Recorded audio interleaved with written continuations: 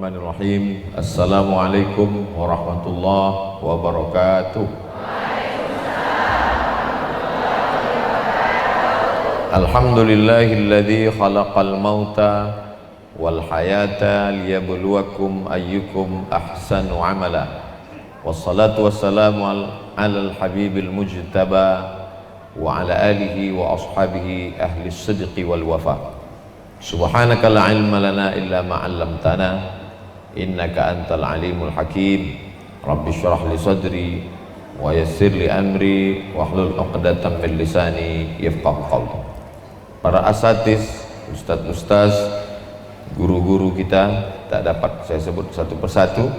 Bapak-bapak, ibu-ibu, hadirin hadirat, insyaallah kita semua dimuliakan Allah Subhanahu wa taala. Amin ya rabbal alamin.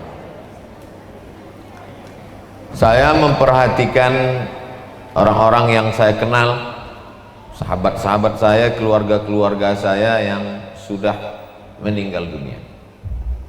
Di antaranya kawan saya sama-sama di Aliyah SMA. Pagi itu dia masih sarapan. Syukran, terima kasih, jazakumullah. Pagi masih sarapan, masih makan. Kemudian pergi ke tempat kerja, melihat orang sedang bertukang, kemudian pulang, singgah di warung, sakit kepala, meninggal dunia. Sama-sama aliyah SMA, sama-sama kuliah, kawan dekat, kawan akrab. Yang satu lagi mimisan, keluar darah di hidung, lalu kemudian pergi ke rumah sakit. Kata rumah sakit kena polip. Dia tidak yakin polip, pergi ke Malaka, waktu itu belum COVID. Sampai di sana dicek, kata dokter kanker otak, stadium yang sudah tak tertolong lagi. Kebetulan istrinya sedang hamil. Dia berdoa kepada Allah, doanya tak banyak. Ya Allah, berilah aku hidup sampai aku bisa melihat anak ini lahir. Sampai ku tengok anak ini lahir, cukuplah ya Allah. Sekarang anaknya sudah 3 tahun, dia masih hidup.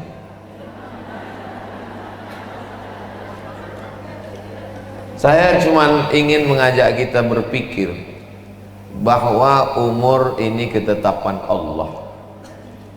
Itulah yang disebut dengan tauhid kematian.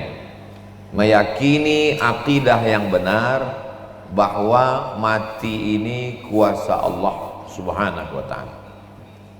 Itu kawan saya, sahabat saya, keluarga saya, ibu kandung saya. Hari Senin, malam Senin, makan sahur, karena dia biasa puasa hari Senin. Habis makan sahur, dia menonton video saya di YouTube, ceramah-ceramah saya, ditengoknya, cerita makcik yang serumah menjaga ibu saya, sehat walafiat. Selesai itu dia mau sholat subuh, pergi ke kamar mandi, sakit kepalanya, dibawa ke rumah sakit, jam 6 subuh meninggal. Kakaknya yang menjaga dia, yang membesarkan dia, karena mak saya anak piatu, tak ada maknya, umur setahun meninggal dunia, dibesarkan oleh kakaknya.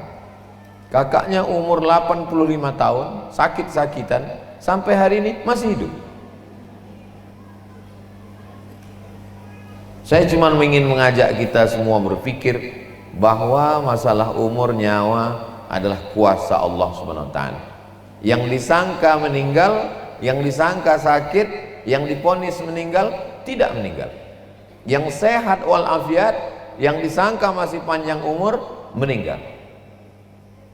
Jadi kesimpulannya, balik kepada ayat Al-Quran, idza jaa ajaluhum, kalau ajal sudah sampai, la yastakhiruna sa'atan wa la yastaqdimun, tak bisa ditunda, tak bisa ditambah, tak bisa dimajukan, tak bisa dimundurkan. Kalau sudah mati pasti mati. Kalau begitu keyakinan ibu, maka ibu tak ragu kalau suaminya keluar kota. Ma, papa izin mau keluar kota, pergilah. Kenapa? Karena kalau memang mati kata Allah, di rumah pun dia tetap mati. Saya yakin dan percaya almarhumah emak saya berkeyakinan seperti itu. Walaupun dia tak pernah menceritakan keyakinannya, saya tahu bahwa dia berkeyakinan mati tak bisa dimajukan, tak bisa dimundurkan. Itulah maka dia mengizinkan saya pergi ke Mesir 4 tahun tak pulang. Itulah maka dia mengizinkan saya pergi ke Maroko 2 tahun tak pulang. Tapi dari kata-kata singkatnya terselip keyakinan itu. Waktu saya katakan, nanti kalau aku mati gimana, Mak? Di tempat tidur pun mati juga kau. Keyakinan ibu yang kuat akan membuat ibu mengizinkan anak ibu akan pergi terbang sejauh mata memandang. Pergilah nak, karena kalau ku tahan pun kau di Batam ini, ku selimuti pun kau dalam kelambu, malaikat maut akan mencabut nyawa kau juga.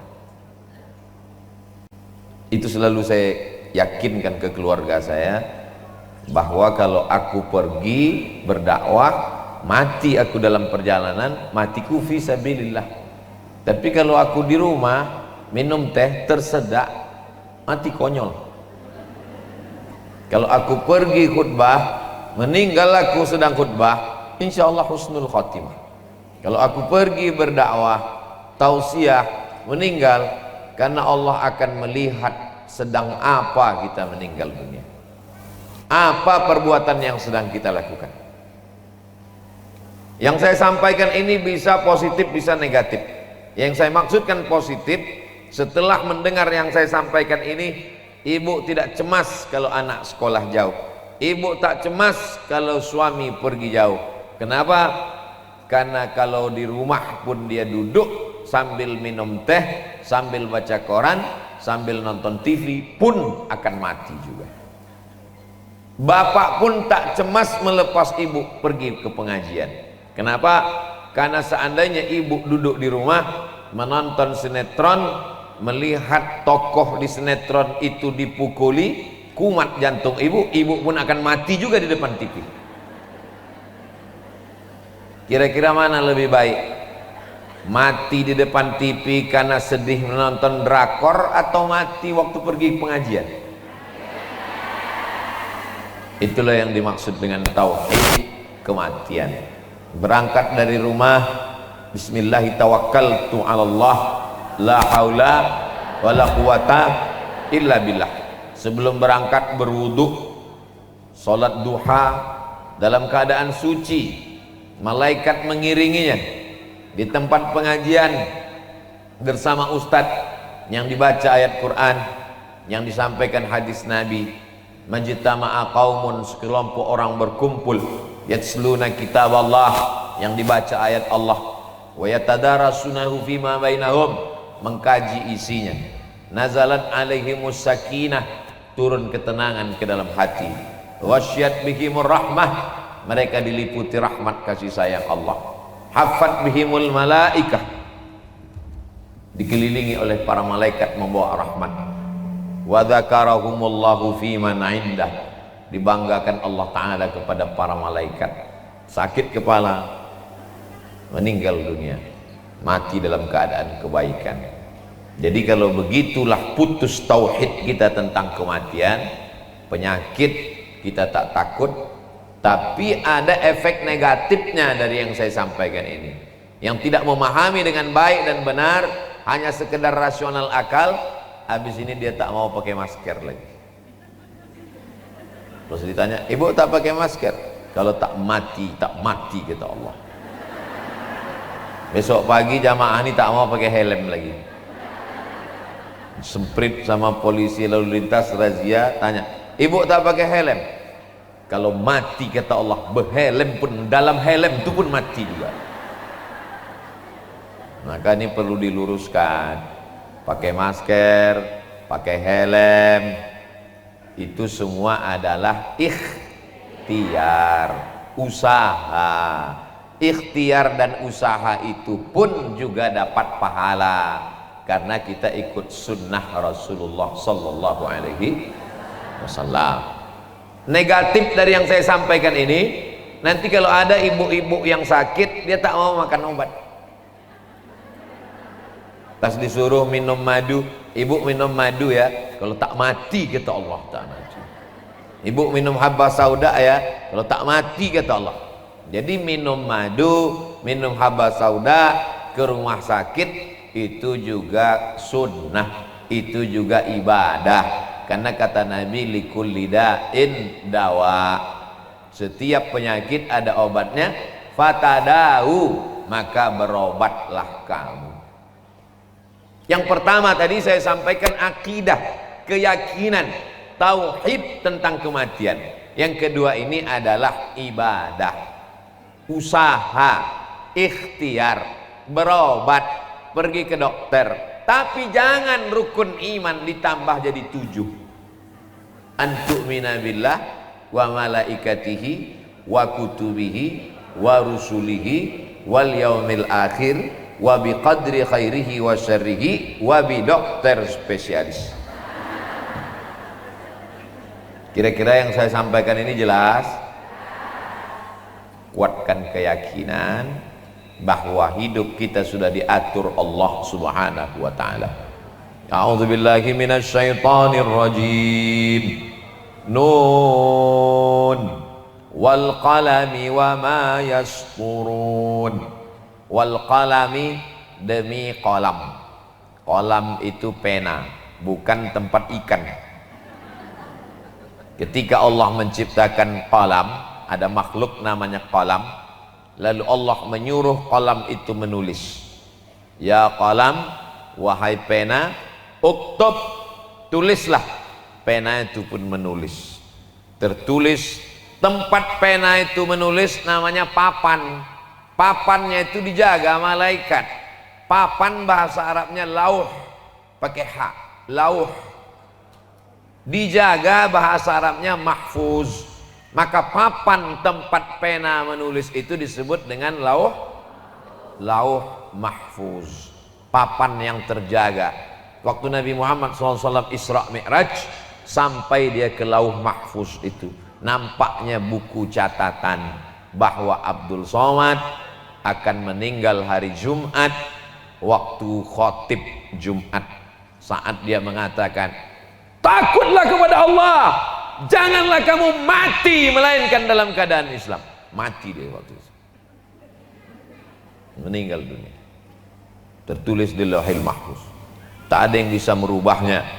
Yamhullahu ma yasha, Allah menghapus sesuai kehendaknya. Wa yusbit, Allah membiarkan sesuai dengan kehendaknya. Wa indahu ummul kitab, karena dialah yang pemilik, yang punya catatan itu. Kita tak ada daya, tak ada upaya. Malang tak dapat ditolak, untung tak dapat diraih. Semuanya serahkan kepada Allah. Bismillahi tawakkaltu 'ala Allah, la haula wala quwata illa billah. Putus kaji. Ini tentang yang disebut dengan tauhid kematian. Kalau tak putus tauhid kematian, nanti ibu-ibu bawaannya takut. Handphone mati, takut. Telepon masuk, takut. Telepon tak masuk-masuk, takut. Suami pergi sebentar, takut. Pergi lama, takut. Tak pergi-pergi, takut. Orang kalau terlalu banyak takutnya, asam lambung naik, darah tinggi naik, diabetes naik, asam urat turun ke kaki. Kalau putus tauhid kematian ini, hati kita tenang. Anak kita kuliah di Jogja, tenang. Anak kita kuliah di Jakarta, tenang. Suami kita pergi keluar kota tugas, tenang. Kita pun ditakut-takuti orang tak mempan. Betul? Itulah maka tauhid kematian. Tapi yang namanya nasihat ini sama macam obat. Waktu awal diminum semangat, habis itu lupa. Maka sesungguhnya yang ceramah ini saya, tapi saya ini pun manusia, hati saya berbolak-balik, kadang saya kuat, kadang saya lemah. Lalu siapa yang menguatkan keyakinan saya? Habis saya ceramah ini, diam-diam malam-malam pas saya sendiri, saya dengar balik ceramah itu sendiri. Diam-diam saya dengar, untuk menceramahi diri sendiri. Jangan cuma pandai bercakap aja Abdul Somad, sekali-kali dengarkan juga cakap itu. Jangan tunjuk orang, ingat mati, mati kuasa Allah. Satu jari yang ke ibu-ibu tuh, yang keempat ke diri sendiri. Buya Hamka menulis buku tasawuf modern, banyak bercerita tentang batin, tentang diri. Menjelang kematiannya di rumah sakit, buku itu dimintanya ke anaknya, dibacanya lagi untuk mengenang dirinya, karena banyak hal-hal yang terlupa, tak ingat. Dari awal tausiah sampai sekarang, jangankan ibu, saya pun tak ingat apa yang saya sampaikan. Tapi Allah Maha Kasih Maha Sayang, Dia kirim alat-alat untuk mengingatkan kita. Namanya itulah yang tertulis di kamera masing-masing. Tak saya sebutkan, takut jadi iklan gratis. Ini tentang tauhid kematian. Jangan sampai kita silap, kita salah, rusak akidah kita kepada Allah SWT. Kenapa si Anu meninggal? Tabrak mobil. Kenapa si Anu meninggal? Gara-gara lupa makan obat. Kenapa si Anu meninggal? Gara-gara terlalu banyak makan obat. Kenapa si Anu meninggal? Gara-gara salah makan obat. Kata obat, kenapa pula aku salah? Karena obat itu hanya usaha dan ikhtiar. Pakai helm usaha dan ikhtiar, pakai masker usaha dan ikhtiar. Kalau tak mati kata Allah, tak mati. Kalau mati kata Allah, seluruh manusia di dunia ini mau menyelamatkan engkau, mau memberikan engkau obat, mau menyuntik engkau, mau membawakan dokter spesialis terhebat. Kalau mati kata Allah, tetap mati. Tapi kalau tak mati kata Allah Subhanahu wa taala, seluruh dukun santet dikumpulkan untuk menyantet engkau. Diadakan musabaqah dukun santet. Dukun santet yang menang disuruh menyantet engkau. Kalau tak mati kata Allah, maka tak mati. Ada dukun santet taubat. Berceritalah dia. Dia diminta oleh saingan pedagang untuk menyantet 4 bulan. Dikumpulkan miang, segala miang. Tahu miang? Miang buluh, miang bambu, miang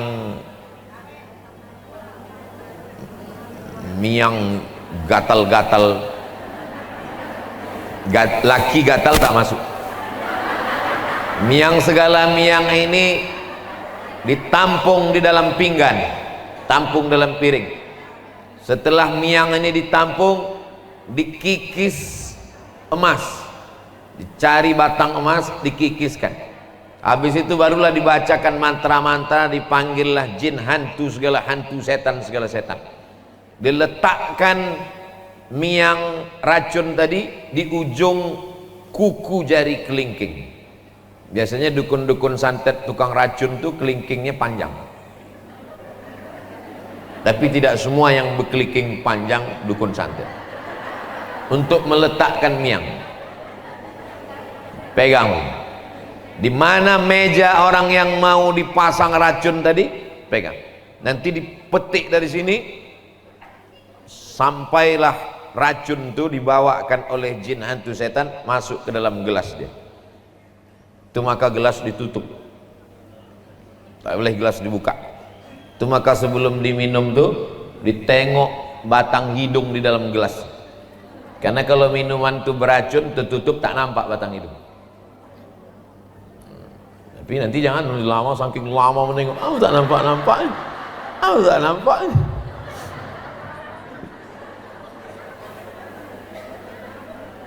Badan kita ini ada sensornya, ada sensor di badan. Kalau dinaikkan lidah itu ke atas, ke langit-langit, terasa geli dia. Kalau tak terasa, berarti racun dekat. Begitu dipasang, ini kata dukun santet tawat, begitu dipasang, pas mau diminumnya, tersenggol sikunnya, jatuh. Belum ajal, tak mati. Carinya lagi, cari waktu kesempatan, tengok diintip kapan dia minum. Begitu sudah mau dipetikkan racun tadi, sudah mau diminumnya, masuk telepon, asik bercakap. Itulah aku minum. Ya sebentar ya. Ayo hubungi la ilaha illallah. Tak jadi. 3 kali dicobanya tak juga jadi. Kali yang ketiga apa sudah mau diminum, datang tamu. Apa kabar Pak Haji? Alhamdulillah. 3 kali saya pasang racun nih tak juga, berarti belum nyawa dia dekat, tak jadi saya pasang, kata dukun santet tobat. Menunjukkan Allah Subhanahu wa ta'ala menuliskan bahwa nyawa dia masih panjang.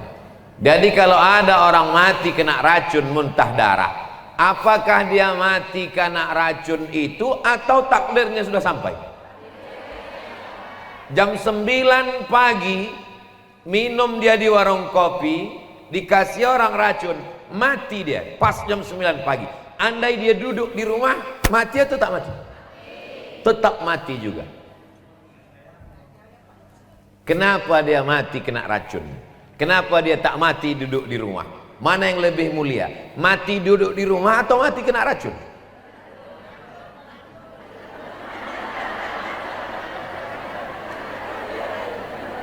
Kalau orang mati kena racun, matinya mati syahid. Nabi Muhammad sallallahu alaihi wasallam meninggal kena racun pada tahun ke-7, diundang oleh Yahudi Khaybar. Waktu diundang itu mereka tanya, "Ya Muhammad sallallahu alaihi wasallam, daging kambing itu apa yang paling kau suka?" Biasanya kita kalau bertamu ditanya orang, "Ustadz suka makan apa?" "Suka sup."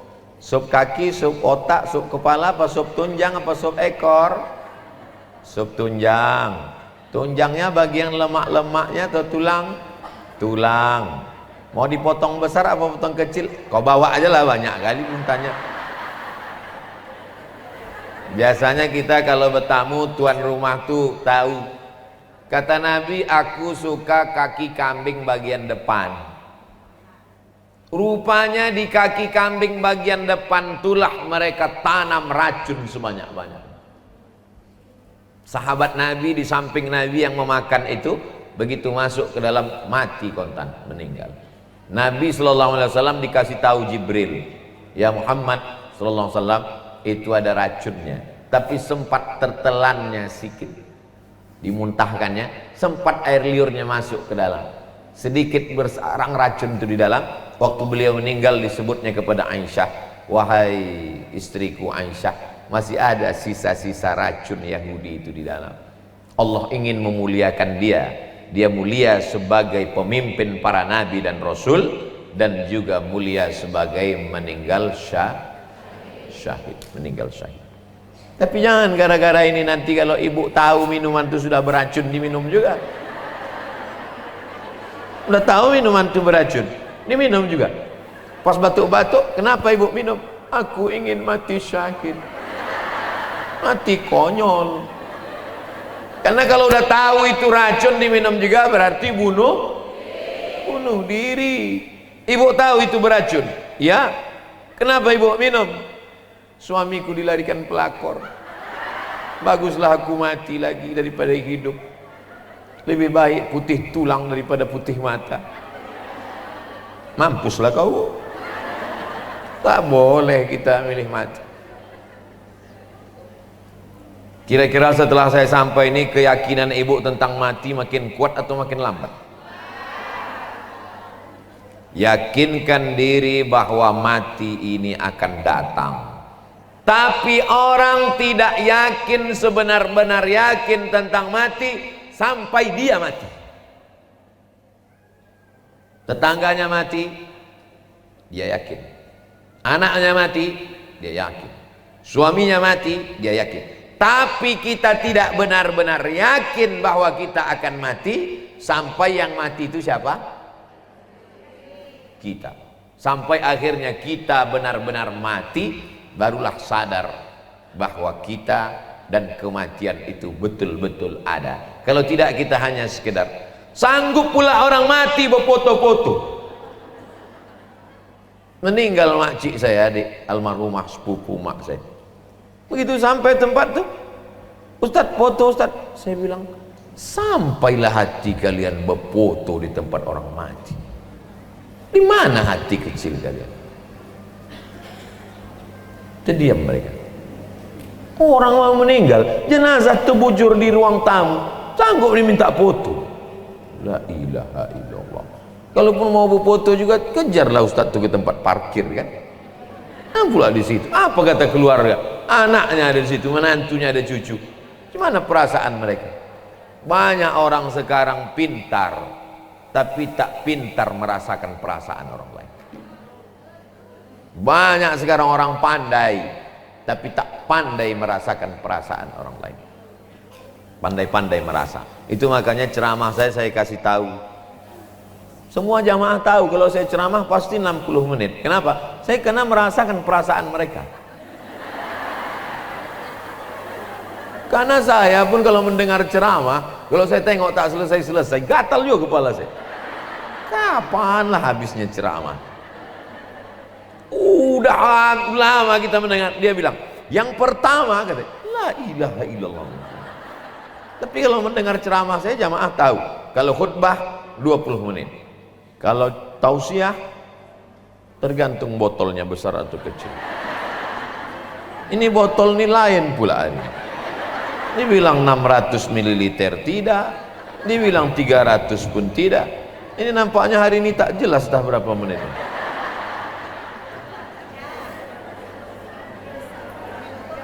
Lalu sampailah yang sudah dijanjikan Allah bahwa kita akan mati. Malaikat pun datang. Sekarang ada dua jenis kematian, orang jahat sama orang baik. Ibu mau saya bahas duluan orang jahat apa orang baik?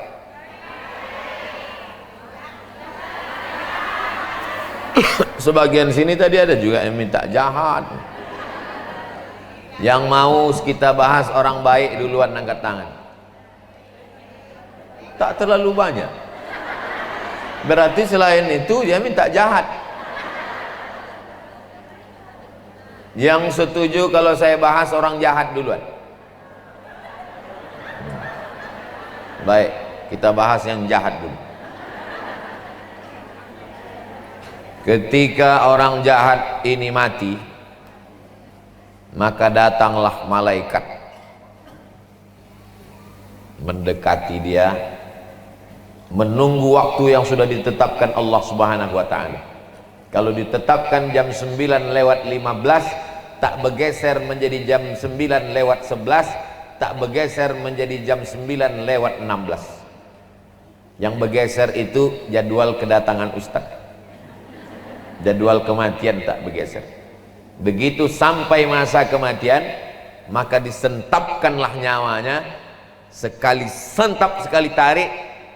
Waktu Nabi bertanya, macam kambing dikuliti hidup-hidup, macam tebasan pedang di tempat yang sama beratus kali, macam mata kail pancing yang sungsang diletakkan dalam kulit yang basah, ditarik, disentap. Kita tidak akan merasakan sakitnya sampai kita merasakan. Tak sesuai dengan cerita yang diceritakan orang, sampai kita merasakan. Yang pernah kena jahit, yang pernah operasi, yang pernah kena suntik, yang pernah mancing nyangkut pancing itu di kulit.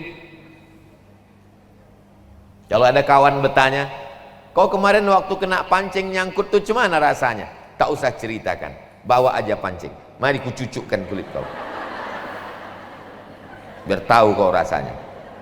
Karena kata tak bisa mewakili rasa. Rasaku bukan rasamu. Lalu kemudian ruh tadi keluar dari jasad. Setelah ruh keluar dari jasad, dibawa oleh malaikat. Baunya busuk. Semua malaikat-malaikat yang mencium bau itu bertanya, ruh siapa itu?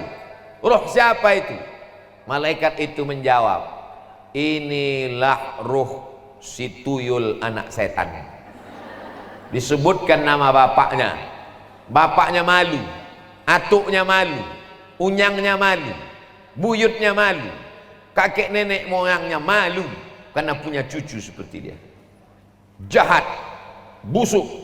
Lalu kemudian dikatakan ke pintu-pintu malaikat yang menjaga pintu langit, la tufattahu lahum abwabus sama, tak dibukakan pintu-pintu langit. Lalu kemudian sampai masanya Allah berfirman, tuliskan dia sebagai penghuni sijjin. Tempat orang yang jahat itu namanya sijjin. Lalu kemudian dikumpulkanlah dia bersama ruh orang-orang yang jahat. Sijjin. Insyaallah mudah-mudahan kita tak masuk di situ insyaallah. Itulah mengapa kita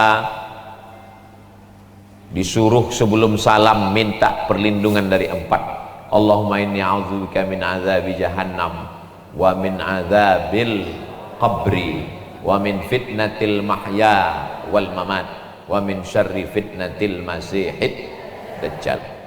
Kata Allah Subhanahu wa taala, balikkan ruhnya yang busuk tadi ke dalam jasadnya untuk merasakan azab kubur. Datang malaikat membawa palu godam yang besar, dipukulkan ke jasadnya, masuk ke dalam tanah saking kuatnya sampai ke lapisan bumi ke-7, dinaikkan balik ke atas, begitulah seterusnya. Maka kita selalu meminta kalau dicabut nyawa, Allahumma hawwin alaina fi sakaratil maut.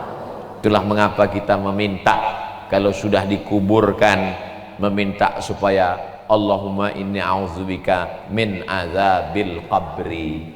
Itulah mengapa kita kalau lewat di pemakaman selalu meminta, assalamualaikum ya ahlad diyar minal mu'minin wa inna insyaallahu bikum lahiqun yarhamullahul mustaqdimina wal mustakhirin nas'alullah lana walakumul afiyah. Yang tak hafal doa yang panjang baca doa pendek, assalamualaikum ya ahlal kubur. Yang tak hafal doa pendek, gerak-gerakkan aja mulut.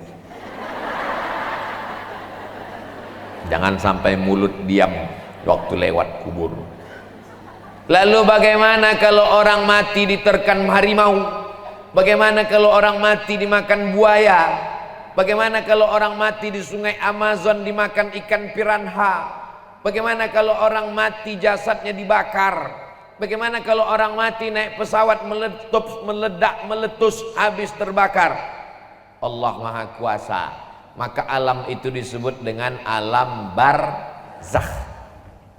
Dia tidak disebut akhirat karena dunia belum kiamat. Dia tidak disebut dunia karena dia sudah mati. Pemisah antara dunia dengan akhirat disebut dengan alam barzakh. Lalu kemudian jasad pun dimasukkan ke liang lahat. Liang lahat itu ada 2 model. Pertama di tengah, kedua di samping. Setelah tanah digali, dilobangi samping.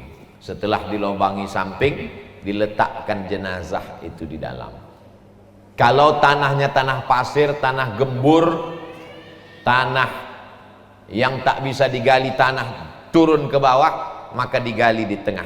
Setelah lubang, dibuat lagi lubang kecil di tengah, dimiringkan jenazah, dibuka penutup wajahnya, dibuka ikat pocong di atas, lalu ditempelkan hidung ke dinding tanah.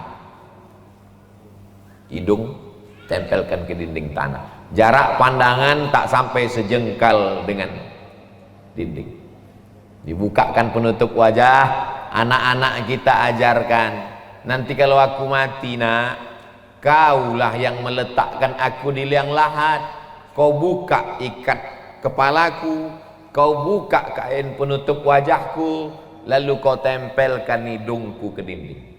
Kalau mau tidur malam, kebetulan tempat tidurnya di samping dinding, coba tempelkan hidung nih ke dinding, miring ke arah.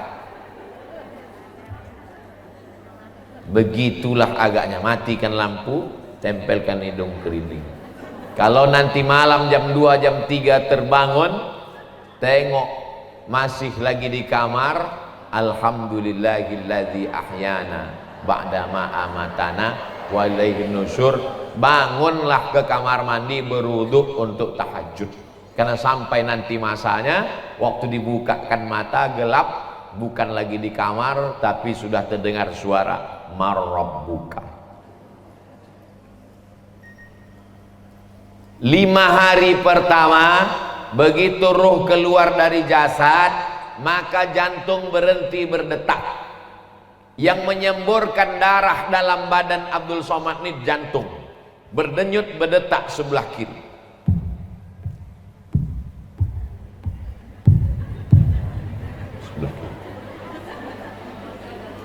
Ibu waktu hamil dibawa ke SPOG, spesialis obgyn, didengarkannya suara detak jantung anak ibu di dalam USG. Kalau ibu punya kawan di puskesmas punya alat dengar itu, coba dengarkan sendiri jantung. Gimana Bu? Kalau jantung saya, kalau ada yang cepat itu berarti kreditnya banyak.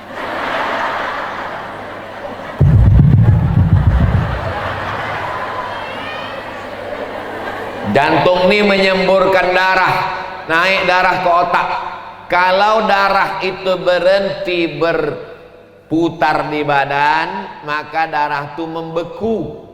Potong ayam, potong kambing, masukkan darahnya ke piring, membeku.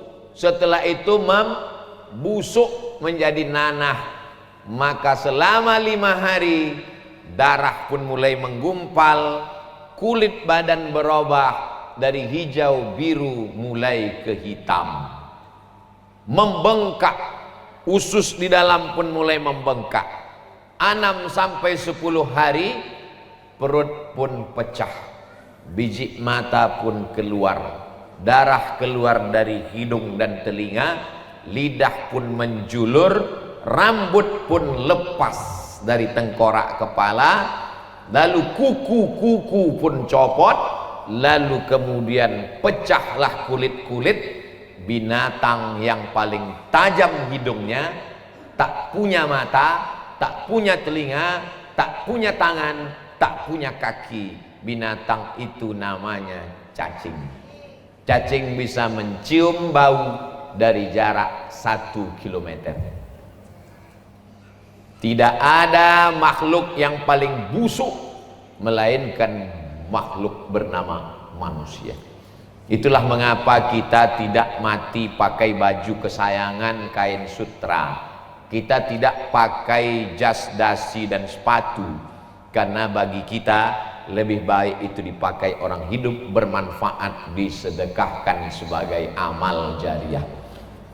Sedangkan kita hanya dibalut dengan kain kafan.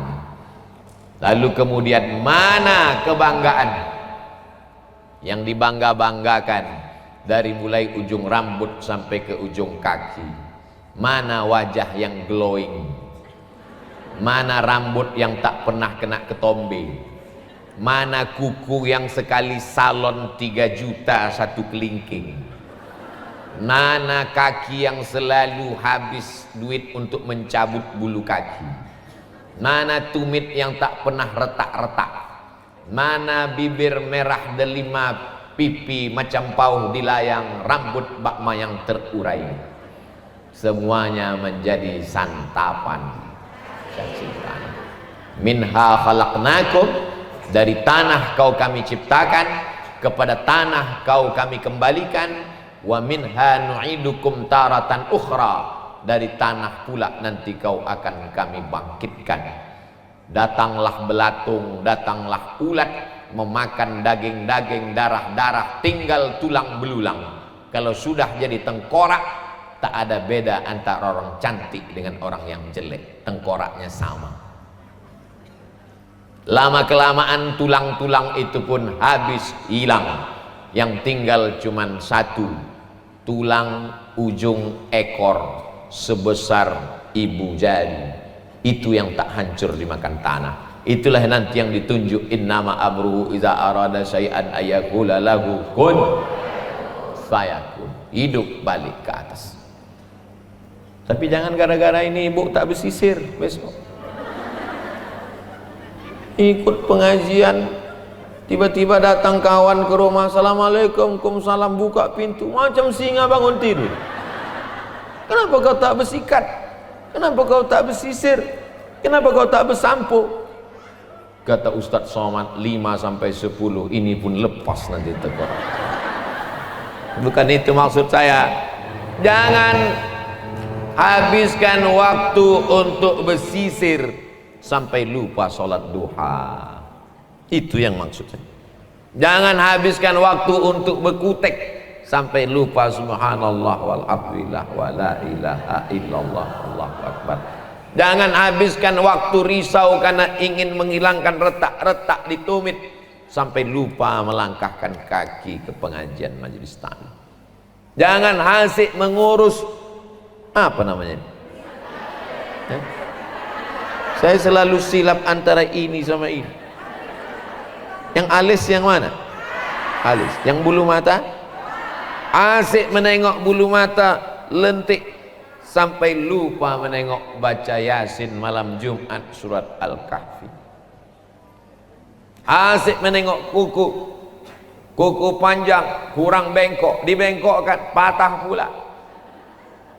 Sampai-sampai lakinya pun ragu membedakan, ini kucing apa bini aku.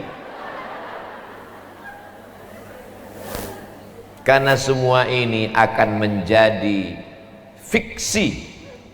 Sekarang orang yang hidup berkata malaikat mungkar nakir itu fiksi, khayalan semata.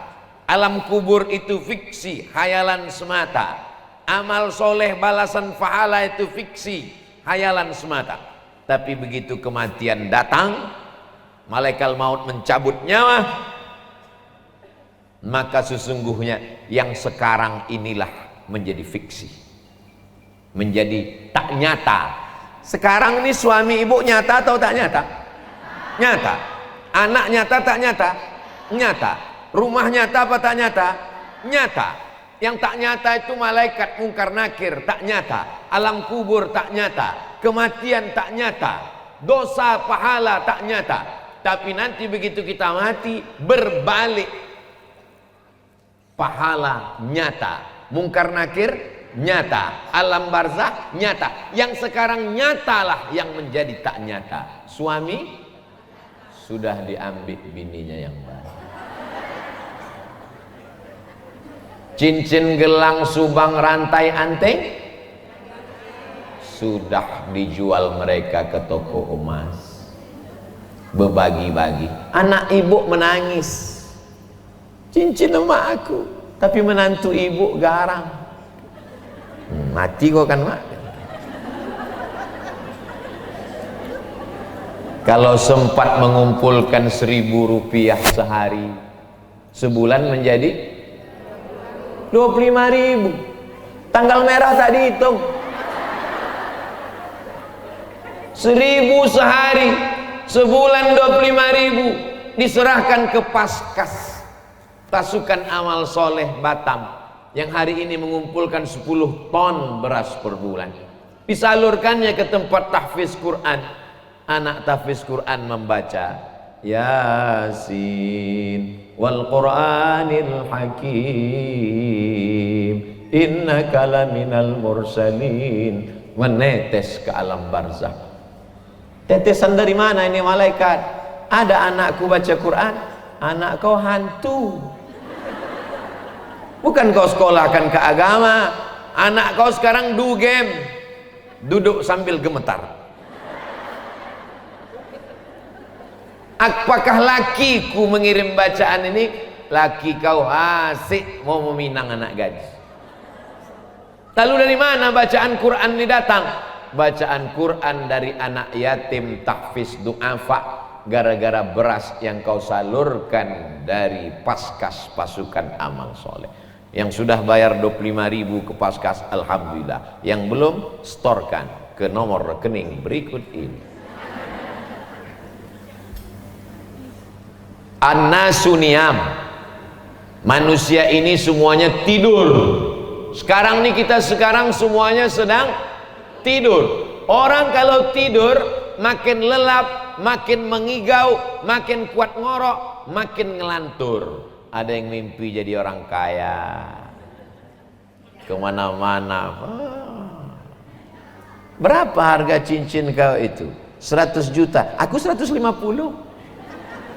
Berapa harga mobil kau itu? 1 miliar, aku 1,5 miliar. Semua orang kaya mengigau. Yang pejabat-pejabat mimpi jadi pejabat. Kau apa? RT. Laki kau apa? RW. Laki aku kades. Laki kau? Laki aku kades juga, tapi 2 periode. Laki kau bupati. Laki kau gubernur. Saling membanggakan, saling mengangkuhkan, saling menyombongkan. An-nasu niyam, manusia ini semuanya tidur. Falamma matu, begitu mereka mati, intabahu, barulah mereka terbangun dari tidur panjang. Alimat nafsum ma qaddamat wa akharat, barulah manusia sadar, rupanya tanganku tak pernah menyapu kepala anak yatim, rupanya mataku tak pernah menengok Quran, rupanya telingaku tak pernah mendengarkan tausiah, rupanya kakiku tak pernah dibawa ke masjid sholat berjamaah. Tapi saat itu penyesalan tak bermakna. Apa kata mereka?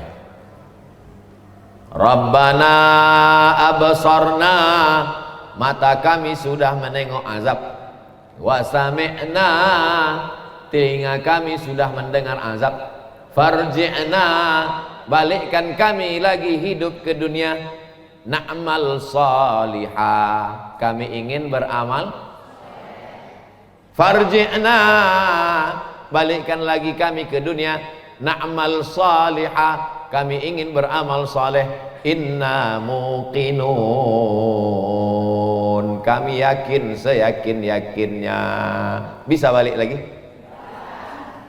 Andai balik mau orang rumah nerima? Andai balik sesudah 10 hari, hidung tanggal, biji mata keluar, rambut mengelupas, kuku copot, diketuk pintu, datanglah laki buah hati belayan jiwa. Ustadz dari tadi menggambarkan yang mati bini aja, balik kenapa? Oke, kita balik. Sekarang laki yang mati.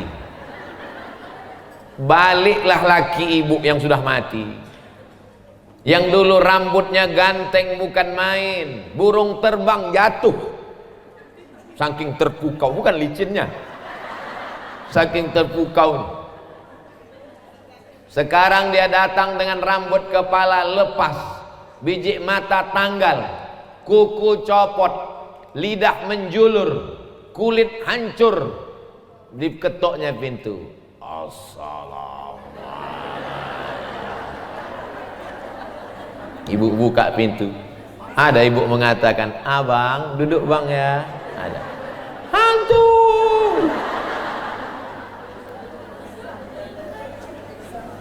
Hari ini ibu tersenyum, hari ini ibu boleh tertawa. Nanti malam sebelum tidur ibu ulang balik tausiah. Cari tausiah ini di channel Ustadz Abdul Somad Official. Subscribe, like, share, and comment. Share ke kawan-kawan yang tak ikut supaya dia dengarkan.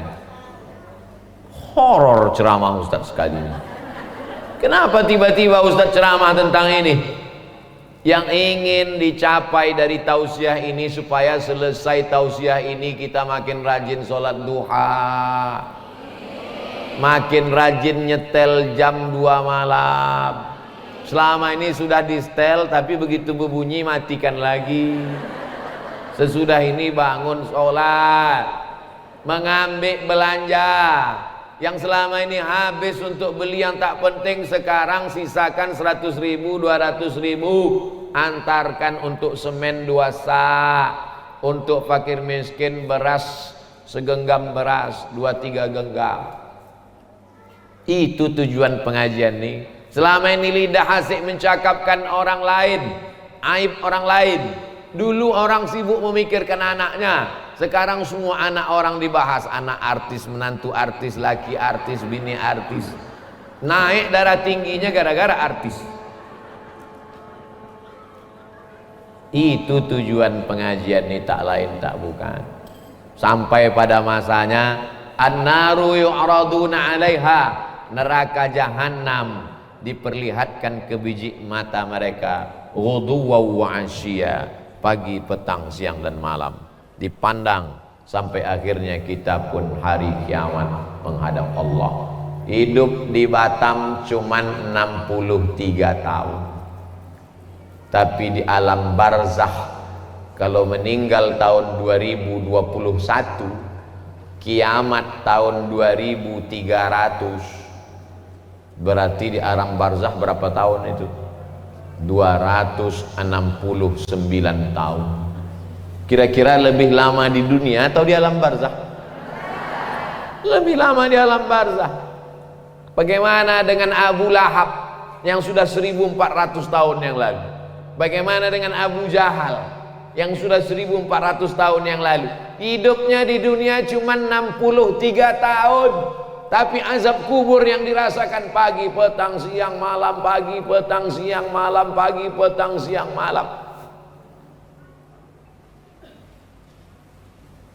Apa itu dalam surat Yasin? Mim marqadina haza,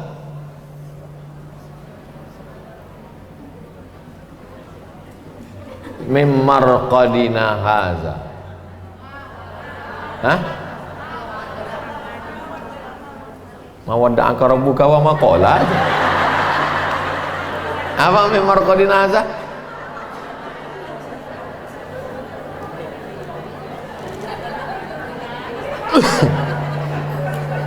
Siapa yang membangunkan kami dari tidur kami?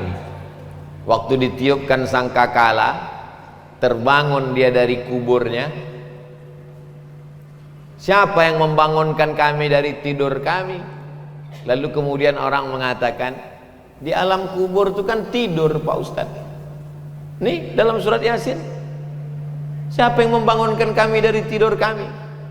Sakingkan beratnya azab di akhirat, maka seolah-olah azab kubur itu ringan seperti tidur.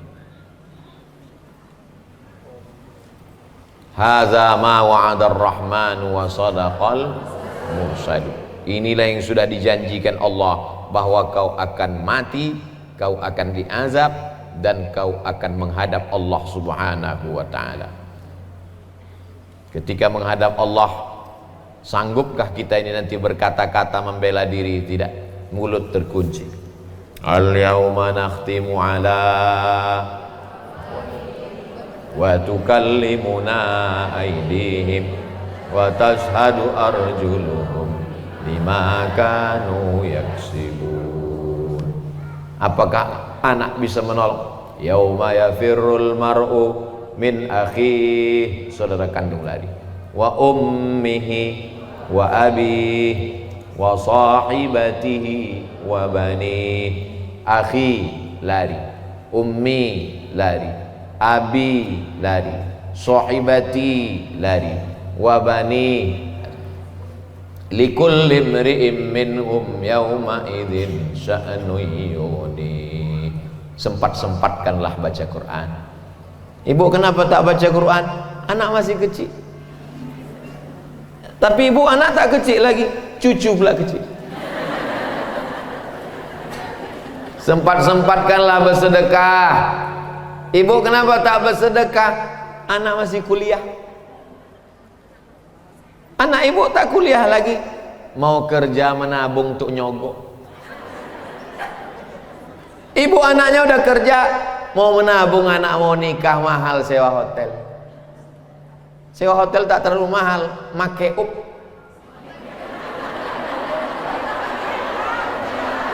Tapi ibu anak udah nikah, kemarin saya datang walimah, kenapa tak bersedekah? Cucu pula mau lahir. Sempat-sempatkan, karena sampai masanya nanti tak sempat-sempatkan sholat duha, sempat-sempatkan sholat tahajud, sempat-sempatkan sholat witir sebelum tidur malam, tak sempat sebelum tidur di tengah malam, tak sempat tengah malam menjelang subuh sebelum azan subuh, sempat-sempatkan afdalu zikri fa'lam annahu la ilaha. Karena sampai masanya nanti waktu ada tapi kesempatan tak ada, karena ruh sudah keluar dari jasad. Ditanya Allah lah sama orang-orang mati itu, hai orang mati, mau kau hidup lagi? Mau? Apa kata orang mati? Laula akhartani ila ajalin qarib, kasihlah aku hidup walau sekejap. Qarib, sekejap, semenit, sedetik pun jadi. Ya Allah, kalau aku kasih kau hidup sekejap, kau mau apa? Fa'as-saddaqa, aku mau bersedekah. Wa akum minas sholihin, aku mau jadi orang soleh. Macam mana orang soleh mati? Datanglah malaikat, wajahnya bercahaya. Nanti kalau pas kita mau mati itu datang emak kita, jangan ikut. Pas ibu terbaring di ruang ICU, datang almarhumah emak, jangan ikut. Datang almarhumah ayah, jangan ikut. Datang almarhum suami, jangan ikut. Datang almarhum anak, jangan ikut. Sampai datang malaikat bercahaya terang benderang. Datang malaikat bercahaya terang benderang, membawa kain kafan yang terang benderang. Ditunggunya ruh kita keluar dari jasad, macam air menetes dari ujung daun. Air berembun subuh menetes dari ujung daun. Lembut apa keras? Lembut. Daun sirih menetes air dari ujung daun. Begitulah ruh itu keluar, ditampung pakai kain kafan. Apa kata malaikat memanggil? Ya ayyatuhan nafsul mutmainnah, wahai jiwa yang tenang, irji'i ila rabbiki radiyatan mardiyah, baliklah engkau menghadap Allah dalam keadaan ridha. Allah sudah meridhai engkau. Fadkhuli fi ibadi, hamba-hambaku yang soleh sudah menunggu kamu.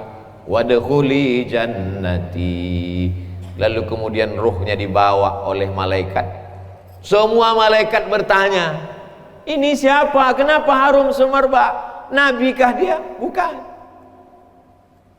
Siapa dia? Malaikatkah dia? Tidak. Kenapa dia harum semerbak? Karena dia si fulan, anak si fulan, orang baik dari Batam. Amin. Dibukakan pintu langit, lalu kemudian malaikat-malaikat menyambut dia. Lalu kemudian apa kata Allah Subhanahu wa taala? Masukkan dia dalam golongan illiyin. Orang yang baik tempatnya illiyin, orang yang tak baik tempatnya sijjin. Boleh tanya Pak Ustadz? Boleh. Saya ini kadang-kadang baik, kadang-kadang tak baik.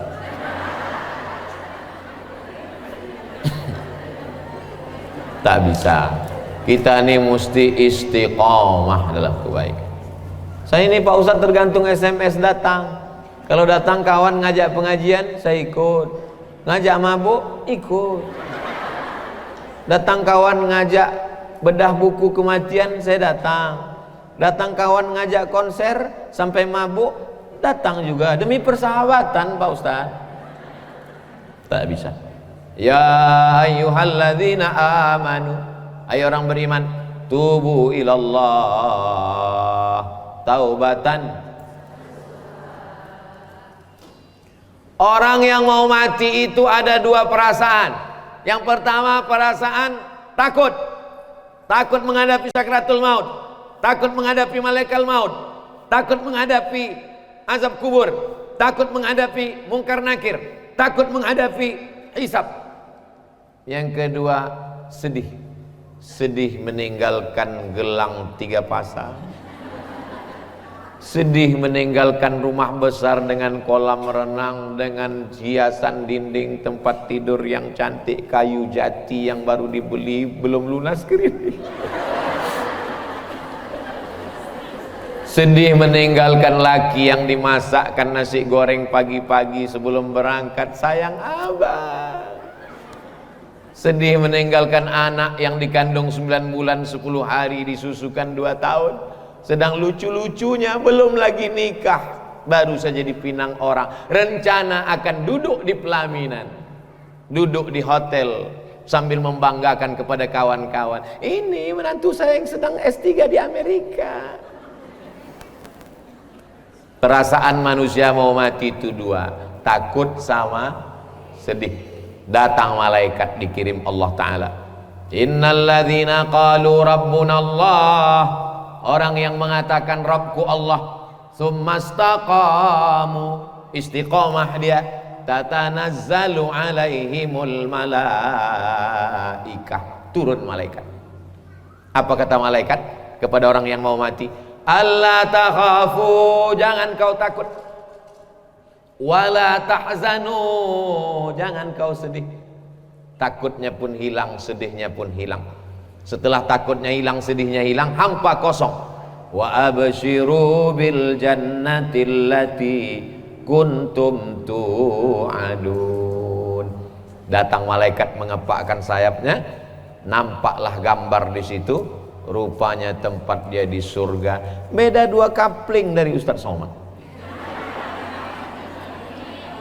Sebetulnya itu cara saya minta supaya ibu mengaminkan supaya saya masuk surga. Kira-kira kita senang tak kalau kita tahu tempat kita? Jangankan tempat di surga, tempat parkir aja kita tahu, senang hati kita. Parkir khusus Ustadz, jangan ditempati. Masuklah Ustadz Somad ke tempat parkir, senang hati kita. Subuh Sabtu pengajian di Pekanbaru, mobil Ustadz jauh. Pas ditanya, Ustadz kok jauh betul parkir? Tak kalian sediakan tempatnya. Gimana aku mau parkir? Jangankan tempat di surga, parkir dunia pun kita tak tahu tempat kita. Tapi orang-orang yang istiqomah itu, makanya ketika nyawanya dicabut, menetes macam embun di ujung daun, jatuh di kain kapan dari cahaya dibawa dari surga, lalu kemudian tersenyum dia, nampak dia senyum. Tulis di Google jenazah Buya Hamka, enter. Buya Hamka senyum hampir macam mau, saking kan nampaknya tempatnya. Buya Hamka tersenyum. Lalu kemudian apa yang terjadi setelah itu? Malaikat bertanya, itu tempat siapa? Tempat si fulan. Saat rohnya dikembalikan ke jasad untuk menjawab pertanyaan mungkar nakir, tiba-tiba di tengah kesendirian itu ada orang muda, baik. Ditanya, kau siapa? Akulah amal kau dulu waktu di dunia. Lalu kenapa kau di sini? Aku akan menolong engkau. Yusabbitullahu alladhina amanu bil qawlis sabit. Allah mengokohkan orang beriman dengan ucapan-ucapannya. Napas kita ini cuma 2, sekali tarik, sekali hembus.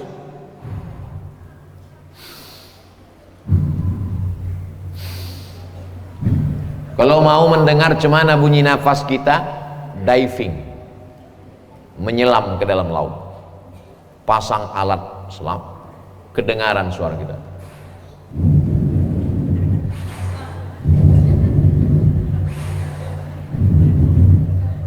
Makanya zikir itu pun 2 juga. Zikir tarik la ilaha illallah, hembusnya juga la ilaha illallah. Tapi guru saya tak mengajarkan panjang Pak Ustadz. Kata dia zikir pendek saja, tarik Allah, hembus Allah. Terserah, mau la ilaha illallah baik, mau Allah Allah baik. Supaya apa? Supaya waktu roh keluar, roh itu keluar bertiup dari mulut. Waktu roh keluar, maka tiupan terakhir la ilaha. Mudah-mudahan yang membisikkan kita adalah anak yang kita mandikan dulu. Dimandikan dia pagi jam 9 makan coklat kotor mulutnya, mandikan lagi. Siang dimandikan, petang main parit dia sama kawannya, mandikan lagi. Sore dimandikan, datang pula tetangga baik ngasih es krim, kotor, mandikan lagi. Ternyata waktu kita mau mati, dia sedang rapat meeting penting. Rapat meeting penting kepala kau bawa kepiting. 9 bulan 10 hari kau kukandongkan, 2 tahun kau kususukan, beribu kali kau kumandikan. Untuk membisikkan la ilaha illallah pun kau tak sempat. Oh alah nasib badan. Kita ingin dia yang membisikkan ke telinga kita saat hembusan nafas terakhir. Berat. Mengucapkan Abdul Somad berat. Abdul Somad. Mengucapkan Batam berat. Bibir mesti bergerak. Batam. Tapi mengucapkan kalimat itu ringan. Bibir tak mesti bergerak. La ilaha. Tak bersuara lagi. Hanya lidah saja. Dibisikkan orang ke telinga sebelah kanan. La ilaha illallah. Kalau udah nampak lidahnya bergerak, jangan ganggu lagi. Kecuali kalau dia meracau. La ilaha illallah. Berapa harga sawit?